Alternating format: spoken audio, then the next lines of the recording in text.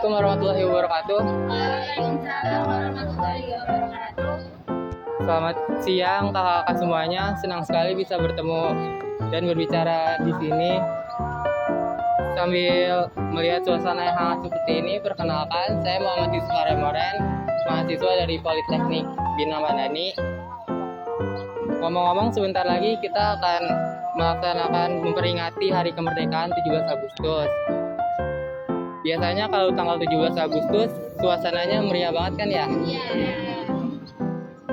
Dan ada lomba balap karung, panjat pinang, sampai makan kerupuk. Terus juga mal-mal dan toko-toko banyak diskon besar-besaran.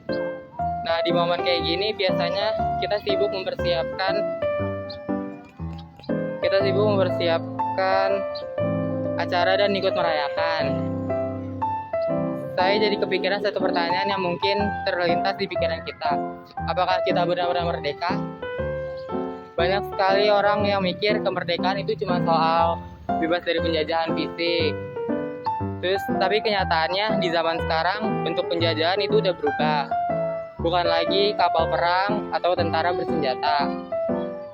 Tapi juga bisa lewat kemiskinan, korupsi, dan juga kesenjangan sosial yang bahkan tekanan mental dari standar hidup yang nggak realistis. Di bidang pendidikan, misalnya sekarang kita bebas belajar di mana saja. Bahkan bisa akses ilmu dari HP yang kita genggam. Tapi apakah semua punya kesempatan yang sama?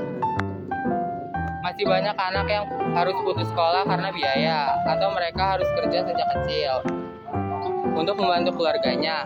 Itu artinya kemerdekaan di bidang pendidikan belum sepenuhnya kita rasakan.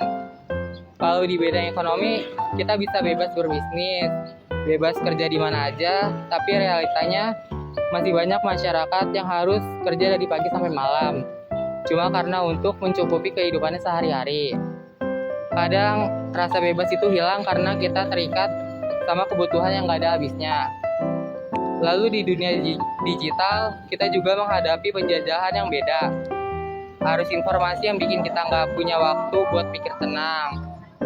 Kadang tanpa sadar, kita dijajah oleh algoritma media sosial yang mengatur apa yang kita lihat, apa yang kita pikirkan, bahkan mood kita setiap hari. Kakak-kakak sekalian, kemerdekaan bukan hanya hadiah dari para pahlawan, tapi juga amanah untuk kita jaga. Bendera merah putih bisa berkibar tinggi, tapi apa artinya kalau hati rakyatnya masih berat menanggung beban? Kemerdekaan bukan sekedar perayaan setahun sekali, tapi napas yang kita hirup setiap hari.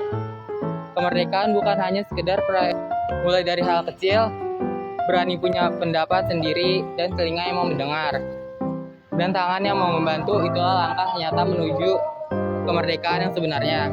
Karena ketika semua orang di negeri ini merasa dihargai dan dicintai, disitulah kita benar-benar merdeka.